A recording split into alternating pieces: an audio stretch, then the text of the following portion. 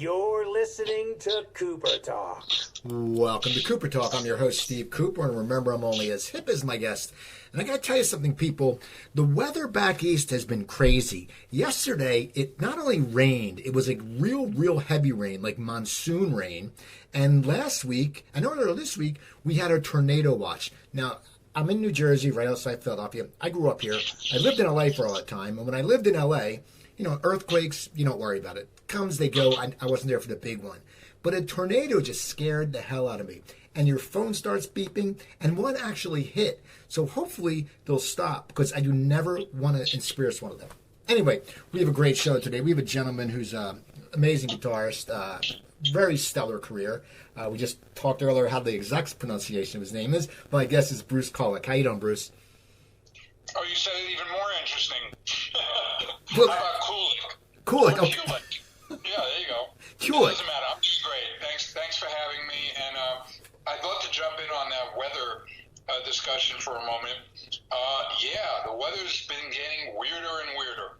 And knowing that I travel a lot with my current band for the past 19 years, Grand Funk Railroad, and we mostly do these fly dates, you know, so we can do 50 dates in a year, but every weekend we do one or two.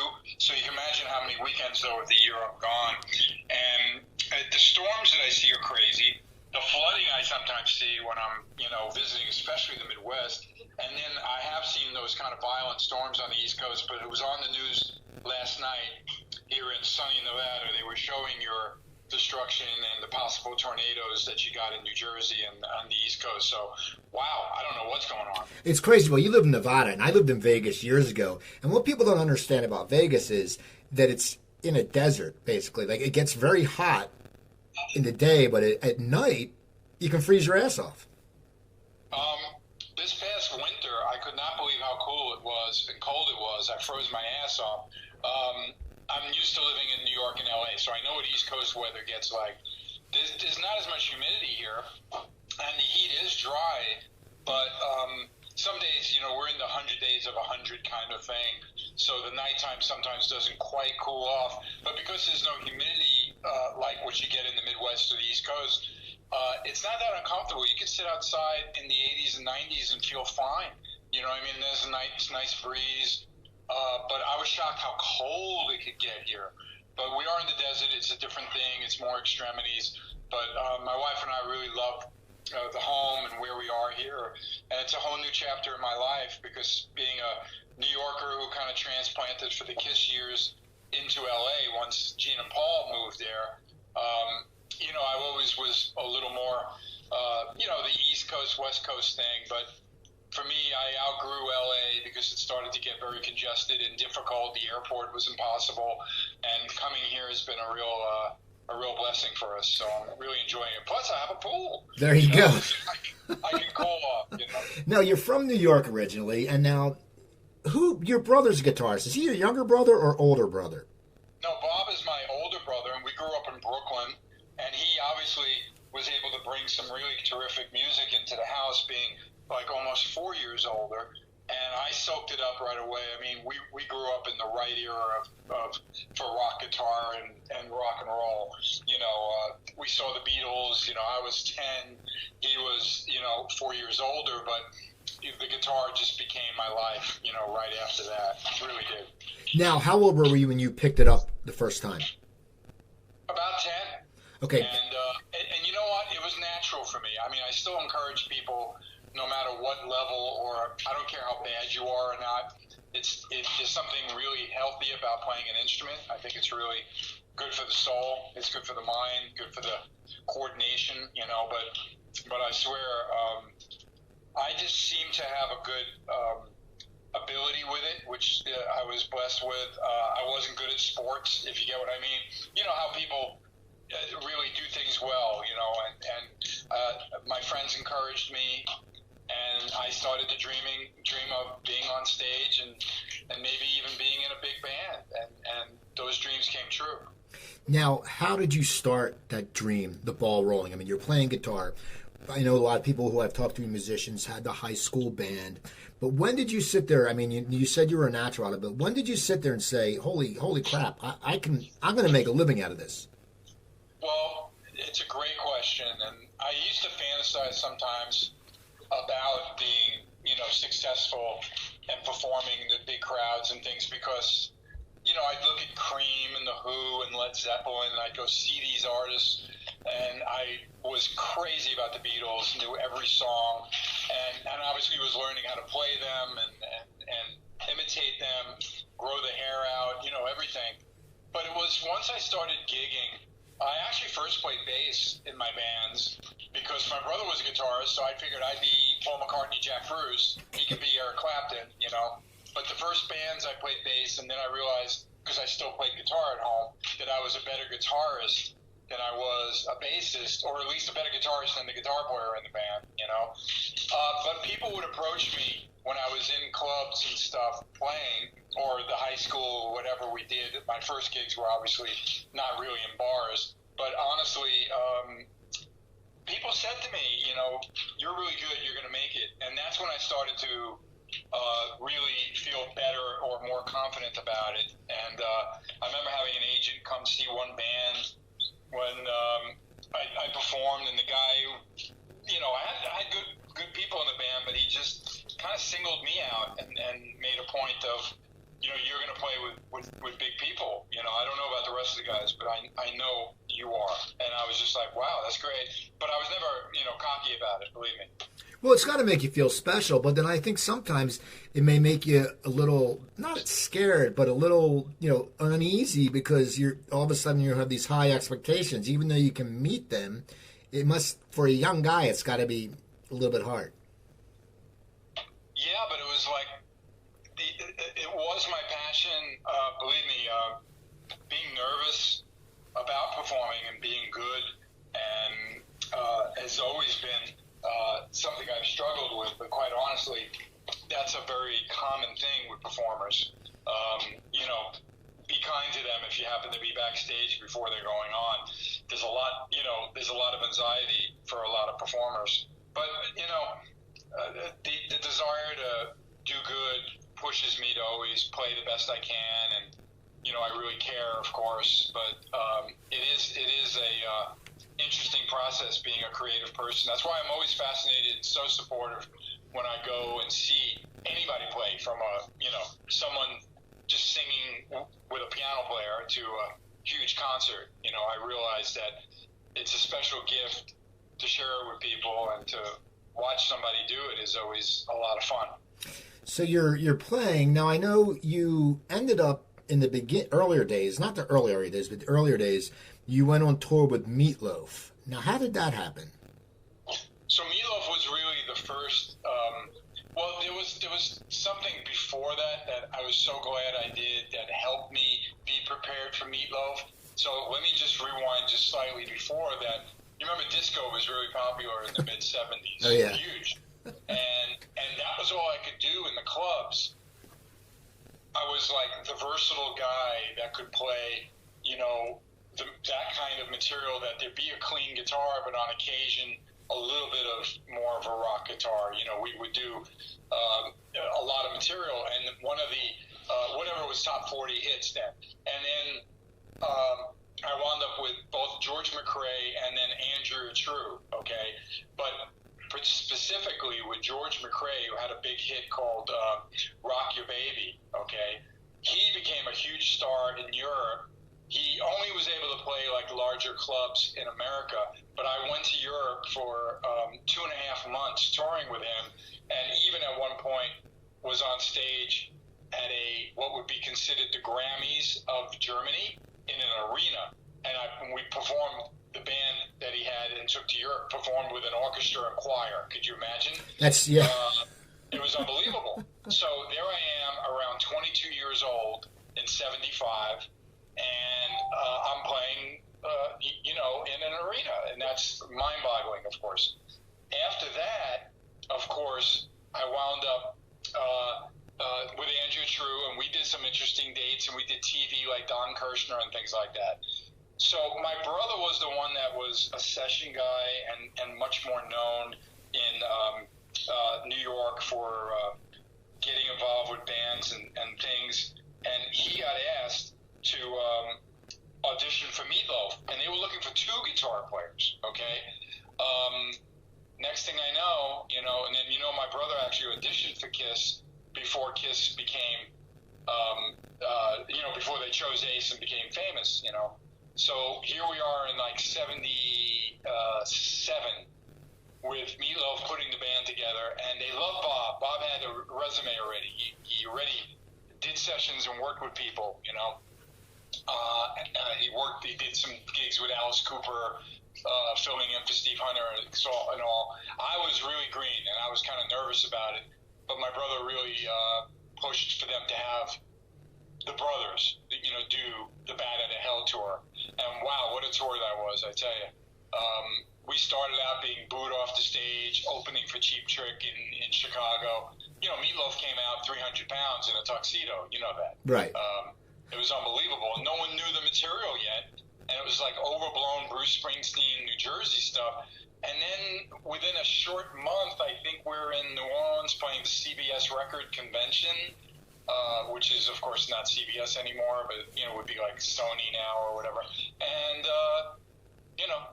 everybody's there, and they went crazy, and they loved it, and they pump all this money in, and it gets all over the radio. New Jersey, where you're at, dude, was one of the biggest places for Meat Loaf, okay? And the next thing, we have hit songs on the radio, we're doing Saturday Night Live, and we're selling out arenas everywhere, okay? So that's how that gig got started. Now, I mean, it must be amazing. I'm astonished when people are on there for the ride. Like, you started when it was just, you said, getting booed, and then he just meteorizes. And as someone who's not the lead singer, but one of the 2 guitarists, it must be very interesting just seeing how crowds just build up and build up and build up. Yeah, my brother was very vocal about some of it, which was funny because he had more experience. I was just, watching everything go down. We had a big band. Most of them didn't really have a voice about much. Jim Steinman was very eccentric and interesting. But we hung in there, and I have to say, I really wish there was an opportunity that band actually would have done some sort of, reunion of some special dates, because there was some magic with that band that I felt that everybody that performed on Bat Out of Hell live on that original tour was really iconic in a sense that it really did shape his career, and that record has gone on, of course, to sell over 40 million copies. There is, like, if you get the CD, even I think on iTunes and all, if you look at the Bat Out of Hell album, there's a couple of bonus tracks, and it's actually that band that I was in. So I'm on the left, my brother's on the right, and we do the intro song Bolero, which was the beginning of the concert. Not a song that was on the record, something Jim Steinman came up with, and then we go right into Bat Out of Hell. And I'm playing all the Todd Rundgren riffs and all, But, yeah, it was really remarkable. And that was live from, like, Nassau Coliseum, For me to go from, little clubs and struggling with disco artists to now playing with Meat Loaf on stage. We even played the college that I went to, Queens College, and that was unbelievable for me. And then to play all those big arenas and talk about being prepped for my gig in KISS, you see what I mean? That was really what really helped. Yeah, I can totally sense. But now, before KISS, you also play with Michael Bolton in a band called Blackjack. How did you meet Michael? I mean, is Michael Canadian? I'm not even sure. No, he's from New Haven, actually. Oh, I thought he was Canadian. But how did you meet Michael? I mean, you were playing with Meat Loaf, and then you had known of Michael, or he had known of you, or how did you guys meet? No, he was another guy that knew my brother, actually. And at times, Bob and I both performed with him. He went through this phase. He started out more as a blues guy in New Haven, and then stretched out to a little more adding like his own originals and classic rock kind of things. And then he did some demos with Johnny Winters on guitar, actually, that got a lot of interest from what was then Polydor, now would be Polygram, right? Or whatever, Universal. And they didn't want a solo artist as Michael. They really wanted him to be in a band. So he actually approached Bob and I. Bob chose chose not to do the band. He didn't feel it was the right thing for him at the time. I carried on, became Michael's guitarist. We wrote a lot of the songs. We did the first album. We found two terrific players, Jimmy Haslip on bass and Sandy Gennaro on drums, both guys I'm still in touch with. And we recorded with a very famous producer, Tom Dowd. And we struggled a bit, but it's kind of ironic that we opened for Peter Frampton. We got out there in a way, but we did two records, and it just didn't happen for us. But then Michael reinvented himself and carried on, and I continued to do some recording with him, and then I toured with him. And as Michael Bolton, doing rock, we were on a bill with Bob Seger, which is where I met Don Brewer, because Don Brewer from Grand Funk did many tours as the drummer of Bob Seger. So that's how I wound up on the short list of guitar players when Don and Mel were going to carry on with Grand Funk since Mark Farner went solo. So it's pretty interesting kind of, you see how you can connect all the dots, if you know what I mean. Oh yeah, it's amazing. There's so many, it is a small world. People always say that, but it's true. It's like everyone knows somebody, and it's networking, and it's being a good person, because if you're networking, if you're a prick, no one wants to gig with you. Yeah, and you're making a great point. I wanted to add that, like, a friend of mine recently asked me, so how did you persevere, all the different things you went through, and they really wanted to know. And I gave them some, like, kind of positive stuff, but then they were like, and I knew what they meant, and really the answer I should have given right away was, if you are talented, that's not enough. First, you need some opportunity to come up for you, okay? There are many, many people who unfortunately don't have that exposure or luck or networking ability to be known enough. You know what I mean? These really talented people that could be in their bedroom their whole life or their home, and no one will discover them. But even if you have that talent and you get the opportunity, now you have to answer the call, that knock on the door, if you know what I mean. And you have to be ready for that. And you have to be professional, and you have to understand how to handle it, because so many things can go wrong when you get a good opportunity. You know that. You can just rub people the wrong way. You could price yourself out of it. You could not stand up for what you need to stand up for, or get the bigger picture of what this, opportunity might be. You know what I mean? Oh, yeah. You really have to be ready for opportunities in life. And that's not just for musicians. That's for anybody. Well, we talk about opportunities, and, how did your opportunity with KISS come up? I mean, that's something that, talking about an opportunity, I mean, KISS is one of the largest bands worldwide. I mean, I'm 55. We all had the album, I forget what it was called, with a sticker on it, and we all put it in our notebook. I think it was Rock and Roll, I forget what it's called. But they've been so big for so long. How did the opportunity come up for you? And you must have been sitting there going, you know what? I've been doing something right. I mean, that was my goal, was to do something right. But it was an interesting kind of path to actually, for me to have that door open. And it started with, living in New York was a big advantage, okay, number one. I actually did, not everybody knows this, but I was one of the cattle call people that auditioned for them when they were going to replace Ace Frehley, right? I wasn't really emotionally ready or necessarily kind of tuned into what KISS would need at the time. So I remember Gene saying, nice vibrato, and that was it. Now, my brother did recommend me, but it didn't, leave their consciousness, if you get what I mean. In other words, Paul and Gene were aware of me, that, all right, Bob said his younger brother can play guitar. Now, fast forward to, they settle on Vinnie Vincent because Vinnie wrote good songs, and they just couldn't find the right guy, they felt. So Vinnie does Lick It Up, and then they take the makeup off and Lick It Up, right? And they introduce Vinnie Vincent. Vinnie doesn't want to sign the contracts, okay? They have to get rid of it, right? They do a bit of a knee-jerk reaction, I always felt. That's my opinion.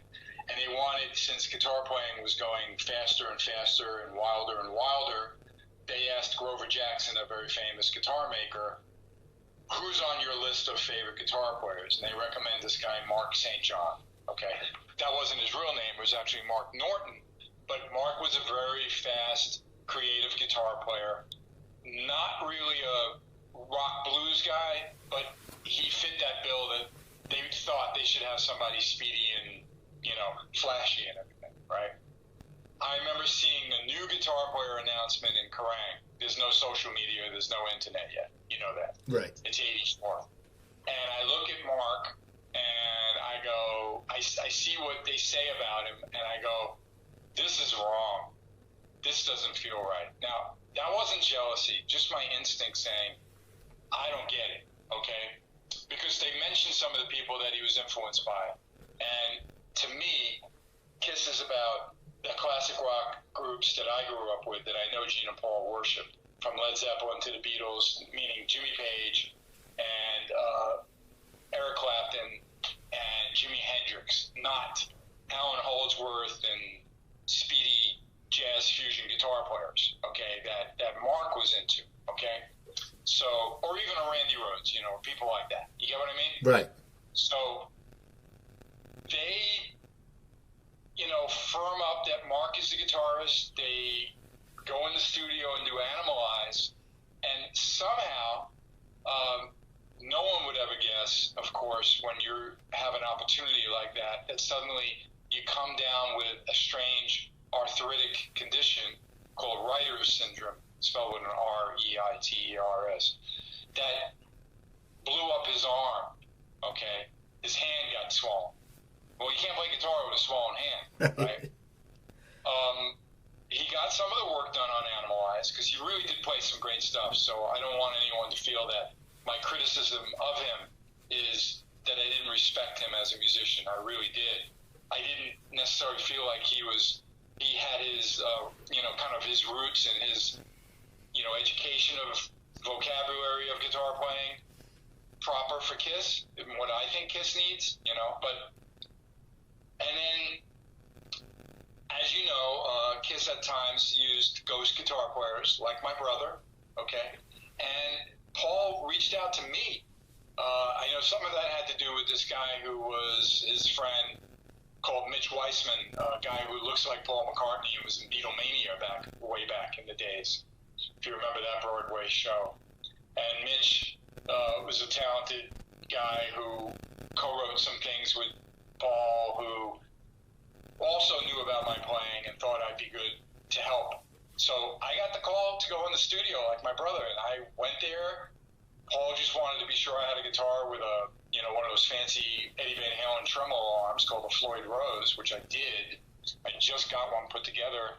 That was pretty novel in 1984, Right. And he was really happy with what I did. I didn't ask too many questions. I just did my job, played the solo that they needed, added some more riffs on another song. And then he said to me before I left, don't cut your hair. It was about shoulder length at the time. And I looked at him like, okay. I didn't know what that meant. Like, why would he care? I could walk into a session, shaved head. What would it matter? You're not even going to credit me on the record, And then sure enough, he was aware that I was not, that Mark had some sort of health issue that would force him to be on the sidelines for a while. And then, now, I literally was king of the world, okay, getting that phone call to be, you'll laugh, to be in the band for 2 weeks, okay? That's all that was promised. 2, maybe 6 weeks. We got to see how Mark does, right? Can you imagine that? Oh yeah, I mean it's just it's yeah, especially when it turns into 12 years, Right. But as I went, and there I was, first class flights, limousines, and sold out gigs in Europe, and traveling with these guys, on the top of the world, and I kind of felt like I'm probably going to do the rest of Europe. Don't know what will happen in America. And then there was the break when we came home. And then Mark was better. were going to bring Mark out on the road because contractually they had to give him a shot at the gig, and he was there. Imagine how awkward that was, you know. And yeah, I wanted the gig, but I wasn't going to do, you know, like those, you know, ice skaters, you know what I mean, and sabotage, you know, him, you know. What was that, Nancy Kerrigan? And Tanya Harding. Yeah, Tanya Harding. So I used to jam with him backstage. I took a very, you know, Norman Vincent Peale positive thinking attitude about it, that it's going to be what it's going to be. It's not my decision. I just got to do the best I can do. I may as well warm up with him. And they had him kind of learn the show, watch me, you know, and then they asked him to do, after a while out on the road, they asked him to do half a show, the first half, and then I pop in. Can you imagine how weird that was? Yeah, that must be a little awkward because for the audience, they're going, it's like when you see a soap opera and they say, playing the part of such and such. Yeah, exactly. But you got to remember, back then, without social media, nothing could be really easily, quickly spread or discussed, right? They didn't know who they were going to see that Kiss guitar player see, you know. So he did his second half of the show after I did the first half. And then they let him, even though I was still in my Kiss Animalize outfit, they let him do a whole show. And then, quite honestly, they realized that it was time for him to go home. And they offered me the gig. And that was like just days before we were going to do Animalize Live Uncensored, you know, the live gig from Detroit that got filmed and released. So it was quite a trip. No. So what a weird way to get into an iconic band, right? I mean, it's amazing. Now, once you got in, you had come in, did you think it would be for 12 years? I mean, we all know Kiss isn't going anywhere. They're Kiss. I mean, let's be honest. Everyone, Kiss will be around selling out arenas as long as they want to. But did you think you would be in the long run? Because, I mean, 12 years is a very long time in a band. Right. I didn't. I used to think, if I got the 5 years out of it and then they just went back to the original guys, or they lost interest. Remember, Gene used to get very aggressive about movies and television and acting and business things, and if Paul lost interest in being the Paul Stanley guy without the makeup, I didn't know, but it took its natural course, and no one ever could have predicted that. Although by the time they were ready to do the reunion, which was kind of in many ways forced by the catalyst, would have been Kiss Unplugged, which we were doing these convention tours, which was like a tip of the hat to the makeup era and celebrating with the special fans that would spend, back then, this was a lot of money, $100 to see us. You know what I mean? You realize how absurd that is now. And it's, wow, right? Anyway, I remember me and Paul talking about it. Gene came up with $100, and I said, "What do you think, Paul? Shouldn't it be maybe 75? It certainly sounds like a lot of money." And Paul was wavering in between, but Gene was like, "I'd rather have less people at the 100 if it's really going to turn them off." And obviously, we did very well. But MTV people came down, they saw it, they realized, let's do the Unplugged thing, but we want you to have a reunion with Ace and Peter. And that was really what would kind of be the catalyst for the end of my run. Now, was it hard for you? I mean, did you, it seems like you didn't see it coming, but what's going through your mind? Because you've been there for 12 years. I mean, you even sang a song on one of their albums. What's going through your mind? Because you've been sitting here. It's 12 years. It's like if you get divorced, it's like all of a sudden you go. I mean, we were scheduled to go into the studio, which we still did. I mean, I didn't know about the reunion until we started mixing that record, Carnival of Souls, which had to be put on hold for a while to release it because of the reunion tour. But quite honestly, I always kind of felt like they could do a reunion. I know Ace and Peter were certainly hoping for a reunion because playing the clubs and whatever they were trying to do could not compare to the success of Kiss. The Kiss name, just like when Gene does dates, he does okay, but he can't touch it. Paul can't touch it either. There's something about Kiss being booked. You get it? So anyway, I kind of wasn't as surprised as Eric Singer, but I accepted it, and I looked at it. I had a really interesting kind of view of what it meant. It was time, like the way Star Wars had to come back, if you get what I mean. Even Star Trek came back, right? Pop culture has cycles, and I think it was the 20-year period, you know what I mean? Well, now, when you joined Kiss, how long did it take you to learn their whole catalog? Well, I was given just like a specific, maybe like 30-song list to concentrate on, because the band, even in '84, had a large catalog. But we used to add songs and fool around with stuff. But typically, I can prepare for something like that in a couple of weeks, and then we started to rehearse. I'm a pretty good learner, even though I know I have to spend time.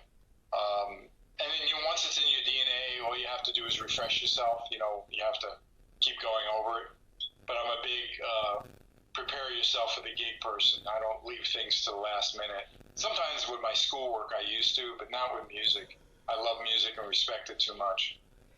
Now, when you left them, were you still going to go and you still went to the studio with them and stuff like that? What did you want to do then? Because you're coming from Kiss. I mean, it's one of those things you are playing. It doesn't get bigger than Kiss.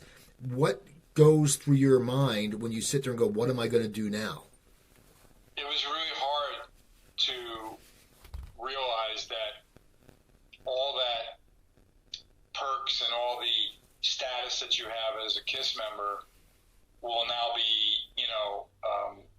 kind of lessened, okay?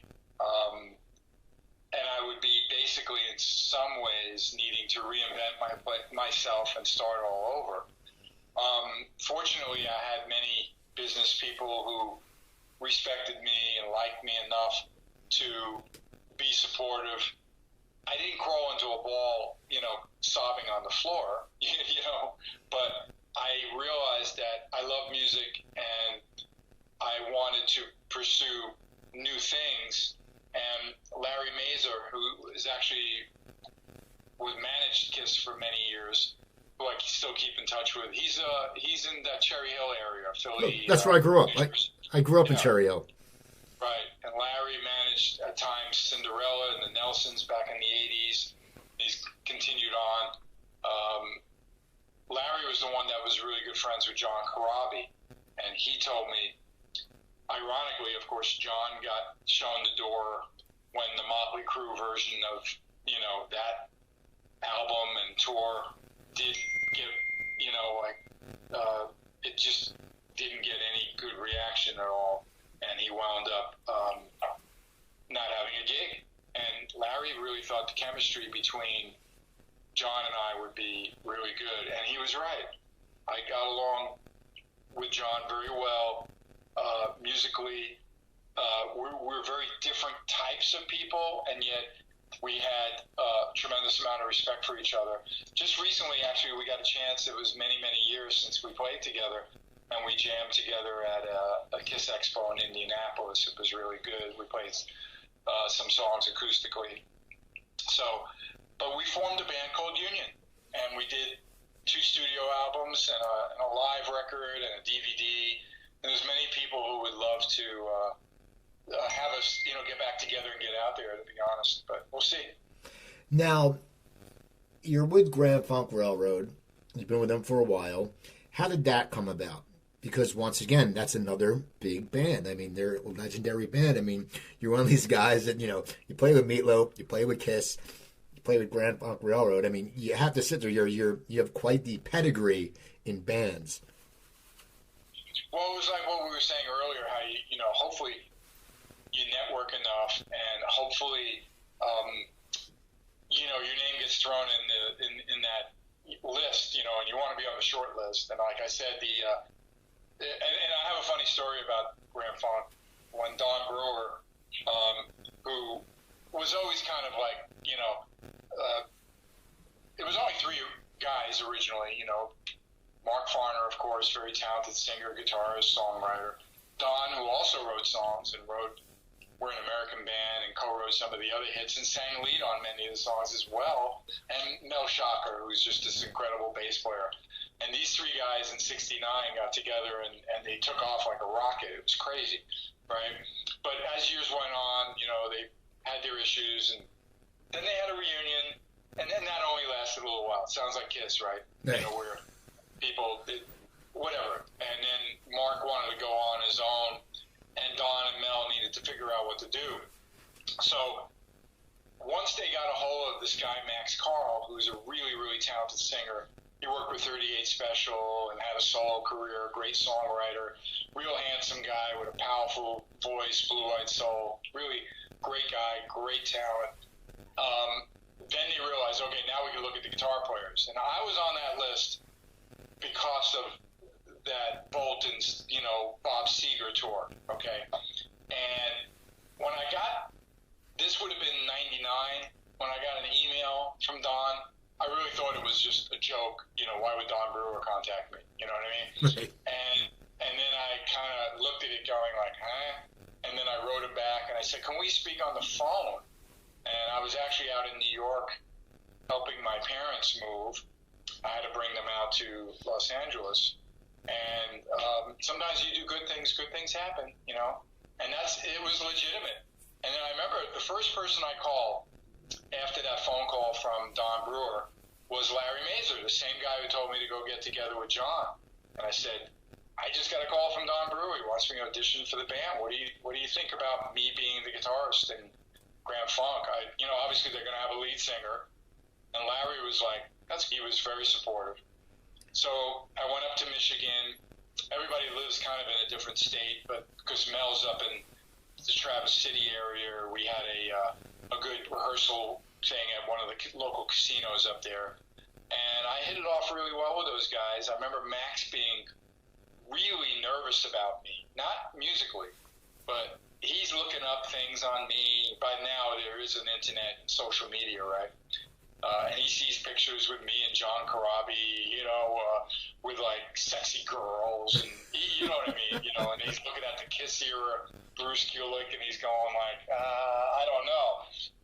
Don knew me from the Michael Bolton, which was like, I could have been in any classic rock band back in late 70s, early 80s, you know what I mean?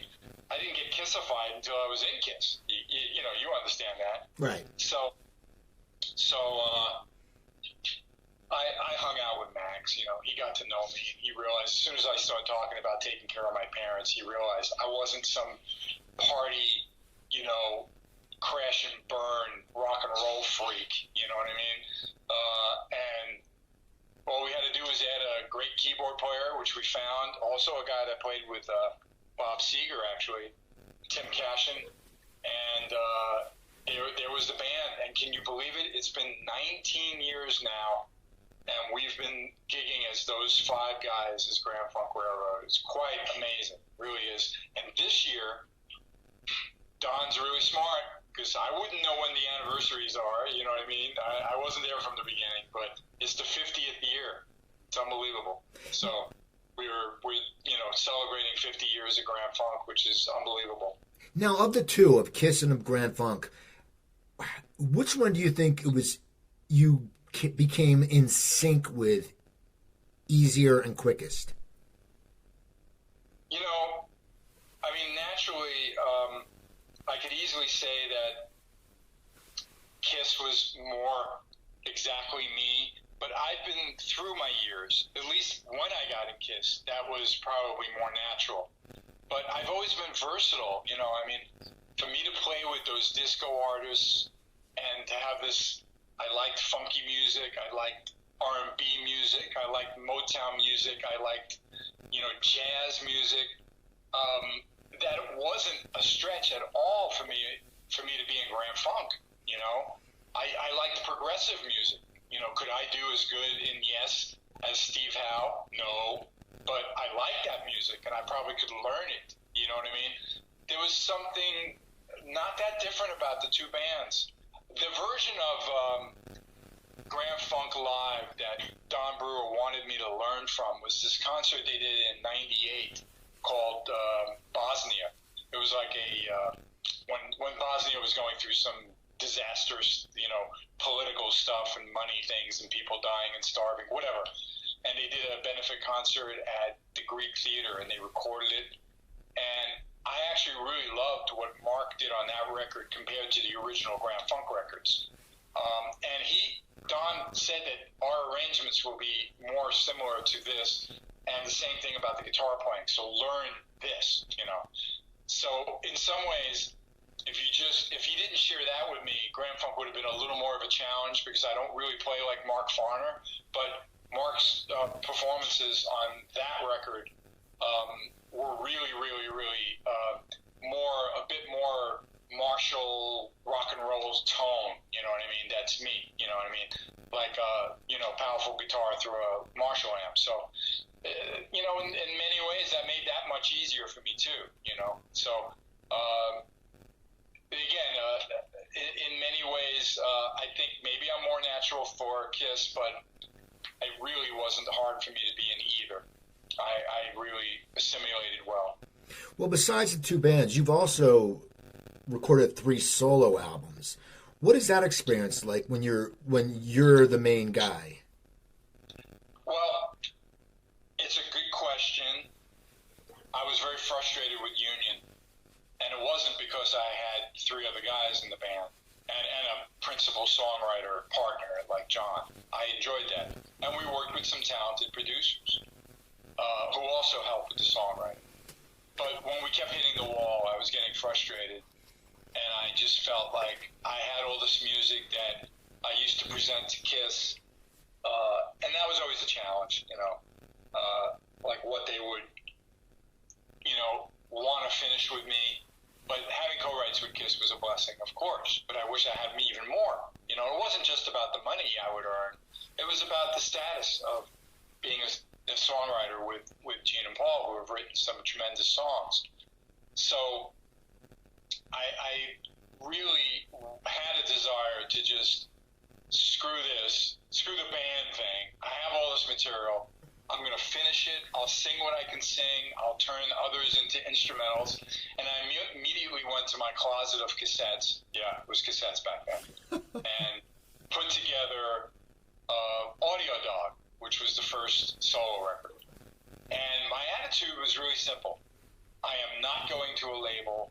I already went through a lot of crazy label stuff with an independent label with Union. And it was always a struggle and issues. Yeah, they funded us, but the stupidity and some of the frustrations, no thanks. I'd rather pay for it myself. And my attitude was really simple. I mean, do it yourself has been like really what the music business is about now, and it has been for many years. But I was one of the pioneers there in like 2000, deciding to do that record, fund it myself, hire a drummer, which was my dear friend Brent Fitz, and play everything on it I could, and record it, with a guy that I thought was talented. And I'm real proud of the record, and that fueled me to. But I used to say I don't care if I have to sell it out of the trunk of my car. That's how I'm doing it. I don't want a label. I don't want anything. And I learned how to sell my CDs. And I would order 1,000, and then I'd be ordering another 1,000, and I'd be ordering another 1,000. I'm convinced I printed at least 10,000 of them. And you're in profit if you do it right. You're in profit after the first 1,000 that you sell, and then it's all gravy, And then people want to see you play, and then I decided to write another record, which would be Transformer. That was in 2003. And I was really proud of that. Had John Corabi sing a song for me. Once again, had Brent do stuff for me. I had Kenny Aronoff, actually, a famous drummer, on some of the first album, too. He did help out with a few tracks. And BK3 was a much different journey. I used a producer that was very talented, who really wanted me to reach out to some people like Gene Simmons and Steve Lukather and Doug Feiger, and just be really brave about asking people to guest on the record. But it took many, many years, and we started writing in 2006, and the record didn't come out until 2010. But again, I funded it all. The buck stopped with me. I did license it for a short while because I thought it made sense. And I don't regret that, even though the label eventually went away. And I got back the product, I got back the rights, I licensed it overseas to an Italian label that a lot of bands would be on. But BK3, I've created vinyl for it in 2 different versions, regular black one and then the 200 gram or 180 gram, which are really... they're heavier than that, red vinyl, and then did a 3rd edition with a guy that did a special OB deluxe version with all this extra goodies. So just super proud that people are still checking out that music. And I've sold, of all those 3 records, they've all sold well, very respectively. So I really need to do another one, and I'm hoping to use the band that I toured with on the cruise, the Kiss cruise, to do some new music, and I'm hoping to get to that in the 3rd quarter of this year when our schedules are much better, because 2 of those guys are touring with Slash, and they're over in Europe now, and it's hard with me, with them being overseas, obviously, to get anything going. Now, do you think it helped your sales because people knew you from Kiss? Like, you go to the Kiss conventions and stuff like that. Does that help you with selling them? Because people know you're talented and they want to probably find out more of your music. Well, absolutely. There's that connection. I don't want to be naive. I can't be naive about the fact that a Kiss fan doesn't necessarily support former members with every endeavor they do. Obviously, I'm happy when I'm that they're aware of me, if you get what I mean. But honestly, it really sometimes is a struggle to get them to connect to. I think you'll really like this. Gene Simmons even sings on one of these songs. His son Nick is on one. Oh, by the way, Eric Singer's on this track. You get what I mean? Right. It's pretty remarkable. Now, they don't always support new Kiss albums, so to ask them to sometimes stretch out of the, whatever some of them just love Revenge or Crazy Nights or Asylum, and they're Kiss fans. They'll support Kiss, but it doesn't mean they'll love what I did, but it doesn't mean they're going to support my solo record.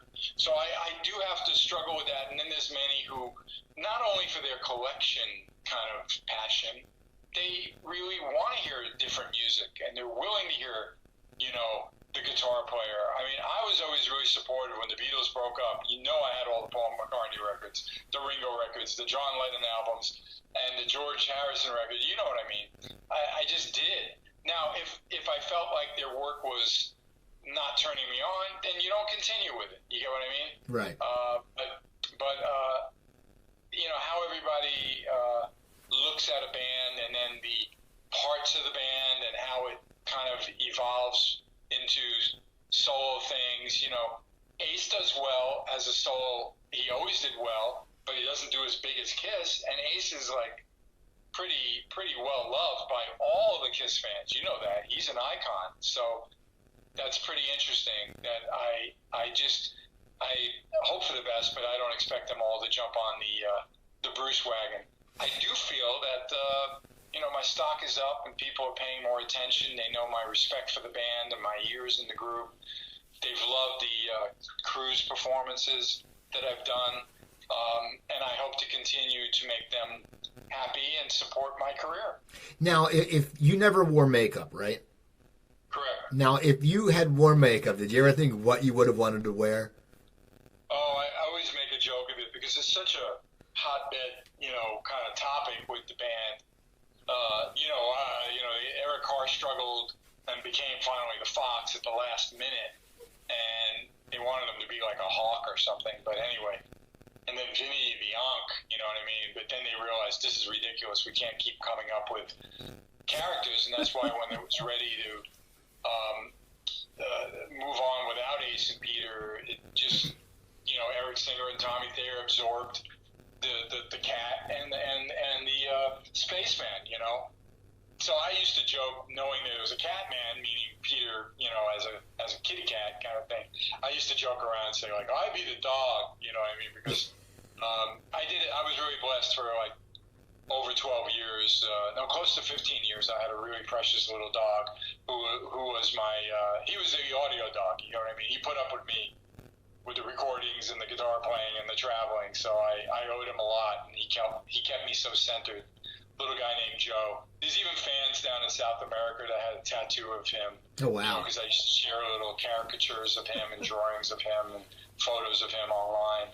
So Joe the audio dog, So I just make a joke and I'd be the dog. Now, thankfully, I don't have to be any Kiss character. Exactly. Now, I have a you playing with the Grand Funk Railroad, and as you said, you do 50 dates, and what do you do with your time between now? I mean, in between the dates, because you're not in the studio with them, I don't believe, and you go out to the dates and you play, and people love the band, but what do you do now? What's your goals now? I mean, you had said you need to do another solo album, but are you producing bands? I know that one of the most random things is that one of the song you co-wrote, I guess, with Michael, that was on a Kanye West album. Right. That was pretty exciting and surprising. And when the artists sample or redo your music, that's our catalog. You know what I mean? So as long as we're credited and paid for, it's all good. Right now, I mean, I what's great is that the Rock and Roll Hall of Fame in 2014 really did a disservice to Kiss. They inducted the original guys, but then they ignored my era, Eric Carr, and all the fabulous albums that came out that sold really big albums. That from Asylum to Crazy Nights to Revenge, Hot in the Shade.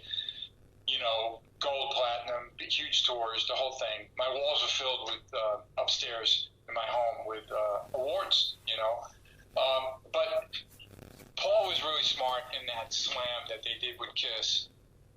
Was that he was trying to show everybody that this band never went away. It's been over 40 years. It's been important. Every era was important. Yeah, there wouldn't have been the non-makeup era without the makeup era, but and I just noticed a lot of people. There was that attention to my era a little more, and then the cruise. I finally get the invitation to be on the cruise, and I deliver the goods with songs from my era. And it goes over really, really well. And this is my third cruise coming up in late October. So the fans are and those YouTubes of the performances just went wild. The fans just got crazy with it. So I just want to continue with more of all that, celebrating my years in the band, doing quality work. I do a lot of session stuff with different people.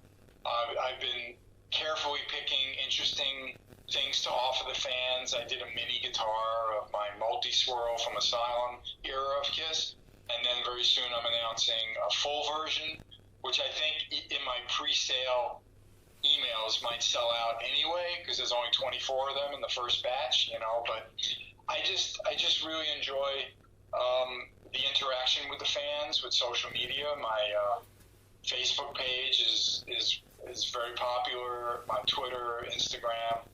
My website, brucekulick.com. Everyone knows how to reach me and converse with me, and I do engage the fans a lot, and the reaction's been great. And I think they also know that I celebrate my history. I'm not the guy to whine and complain. There's plenty of musicians who go on these rants, and that's not me. I'm very fortunate to have the opportunities I've had, and I do love the fans that support me. So what's there to complain about? Well, that's awesome. I have one last question for you, and I don't know if this is true. I read, because you never know about Wikipedia, but I always do my research. And Wikipedia sometimes comes completely full of crap. But it says that Meat Loaf used to introduce you and your brother as Pretty Boy and Killer. That's absolutely true. Look, my brother I mean, he had what seemed to be, a real hairdo then. As you know, now he's had a shaved head for many, many years, And he had a band called Skull, and he would always make these he'd cross his arms and make a wild, angry face and look like a, skeleton skull and crossbow and whatever they call that. You know what I mean? Bob is definitely killer, okay? He has the nature of that ability, even though there is a really sweethearted man in there. And he was one that stood up to Meat Loaf too many times, which is ironic. And I was the much more shy, kind of, pretty boyish kind of guy. I remember Kerrang making the magazine in England making fun of me in Kiss because I looked more like a model, a pretty boy model of a rock star than a tough guitar player. You know what I mean? So, Meat Loaf was always larger than life, not only physically but mentally. How he would, be on stage and want to introduce the band in a big way, and he came up with that, and it was very fitting. It really was. So we are Killer and Pretty Boy. I remember about 20 years after we didn't have the gig anymore, Meat Loaf was still touring. Bob and I went to see him in Santa Monica at a nice venue, and he introduced us to the crowd, and he introduced us as Bob and Bruce, Pretty Boy, and, Killer and Pretty Boy. It was so funny. So, absolutely true. That's awesome. Well, I want to thank you for taking the time today, Bruce. People, go check it out. Bruce Kulick. It's his website is kulick.net. That's how you spell. No. That one will take you to the right place. It's brucekulick.com. Okay, because I'm on .net, and it's a really good site. It will still show up in Google, and it's okay. It's archived on brucekulick.com. But now that you mention it, everybody's got to hear the story. My fans are so amazing. One time, in an interview, it was actually with Chris Jericho on his Sirius XM show. I told him how, I don't even have brucekulick.com. The way these people, steal the names of artists and everything. And some fan bought it from and gave it to me in Norway. What a wonderful gift, right? That's awesome.